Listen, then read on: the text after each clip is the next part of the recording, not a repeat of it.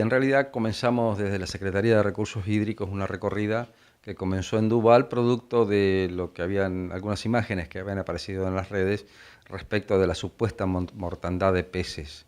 En realidad es un brazo lateral del río Colorado que, en función del caudal que se está erogando en este momento en Casa de Piedra, que es 15 metros cúbicos, ese brazo ha quedado desactivado. Dentro de ese brazo hay depresiones, ha quedado en lagunamientos.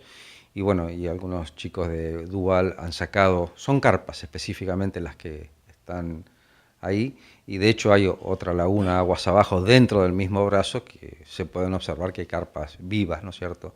Situación que se produce justamente por la baja del caudal producida porque estamos dentro de la época de veda, de riego.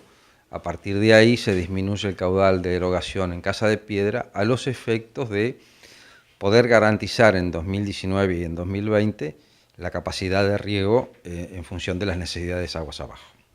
El caudal del río Colorado está, como usted decía, bajando y hay problemáticas de que el río Colorado pueda quedar parcialmente seco. En realidad venimos desde hace 10 años con una disminución muy importante del módulo del promedio del río Colorado. El río Colorado tiene un promedio habitual, o tenía, de 140 metros cúbicos por segundo. Es decir, si uno mide el río durante todo el año, llega a ese promedio. De la misma manera lo estamos haciendo ahora, tenemos estaciones de mediciones en distintos lados del río y ese módulo ha descendido, el promedio ha descendido a 80 metros cúbicos por segundo. Obviamente indica una reducción muy importante. Lo vemos en el dique Casa de Piedra. Si uno observa Casa de Piedra, el dique ha bajado. Haciendo una comparación en el día de hoy, respecto del año pasado, estamos 1 centímetro por arriba en el mismo día, un año antes, de la cantidad de agua que tiene el dique. Eso indica claramente que estamos en condiciones casi idénticas. ¿De qué dependemos? El río Colorado es un río que tiene dos afluentes, el Barranca y el Río Grande, provienen de la cordillera, son ríos de aportes básicamente nivales, de la nieve que se deposita en la cordillera a partir de esta época prácticamente hasta fines de septiembre. Esa nieve ha disminuido de una manera alarmante en los últimos 10 años. A nosotros, ¿cómo nos afecta? Nieve derretida es agua que está dentro del río Colorado cada vez menor. ¿Qué implicancias tiene esto? En el futuro, si esto continúa, sí, seguro estamos en problemas. Pero vamos a estar en problemas mucho más serios si se construye portezuelo del viento. Esa es la realidad.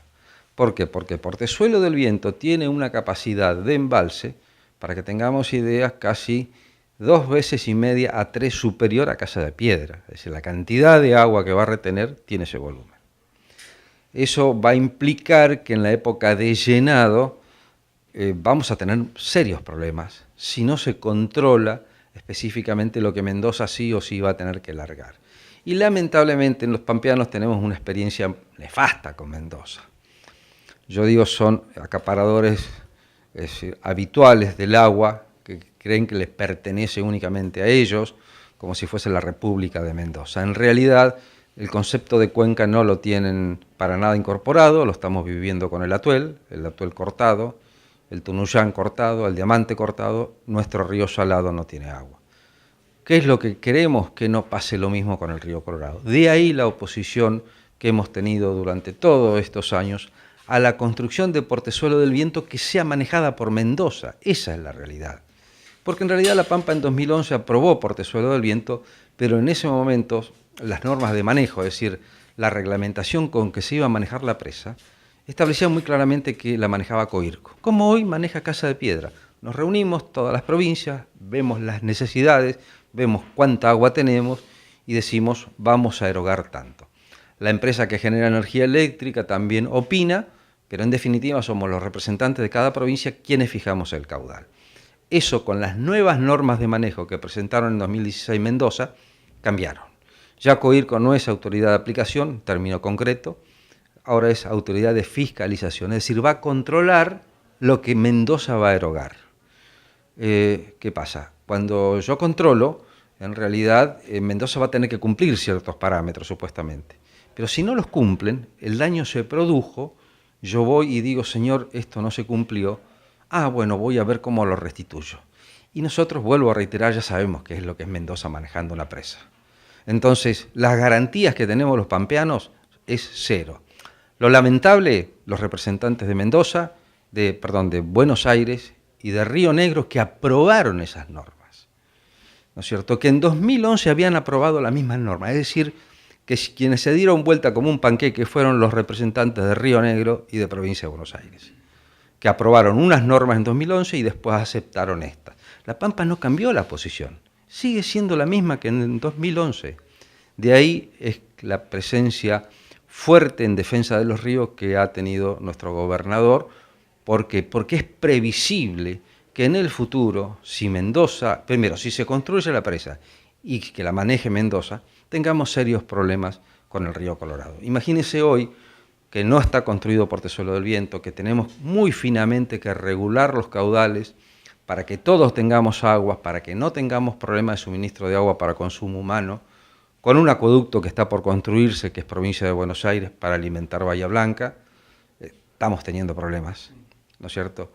El día de mañana con Mendoza manejando Portezuelo del Viento, que es el río grande, que aporta el 70% del caudal del río Colorado, bueno, creo que cada uno tome las conclusiones que les parece, ¿no? Pero esto tiene varios responsables, fundamentalmente Buenos Aires y Río Negro. Bueno, Juan, aquí en esta etapa del río Colorado, ¿se han tomado muestras durante este recorrido? Sí, exactamente. Hemos tomado muestras en distintos lados.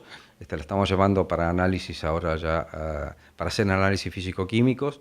Incluso se han hecho mediciones en el río, fundamentalmente de temperatura y de conductividad, valores absolutamente normales para esta época, o sea que desde el punto de vista de la calidad del agua tenemos que estar tranquilos que absolutamente nada ha cambiado. Se puede decir que pese a este bajo caudal, la salud del río Colorado es totalmente satisfactoria. Hasta hoy es satisfactoria, es decir, con los recaudos que tenemos que tomar, que tenemos una época de veda con un caudal pequeño respecto de lo que es habitualmente el río Colorado, pensando que estamos acopiando agua para la temporada de riego. Lo que sí estamos seguros, por lo menos de la provincia de La Pampa, que el nivel de erogación no se va a bajar a estos niveles. Ha habido otros años que hemos tenido hasta 10 metros cúbicos, es decir, pero bueno, en función de análisis que se hicieron específicamente en aguas del Colorado, para potabilizar ese agua se subió rápidamente otra vez a 15, porque estábamos realmente en un límite muy peligroso, porque el acueducto del río Colorado transporta agua potable, es decir, agua apta para consumo humano.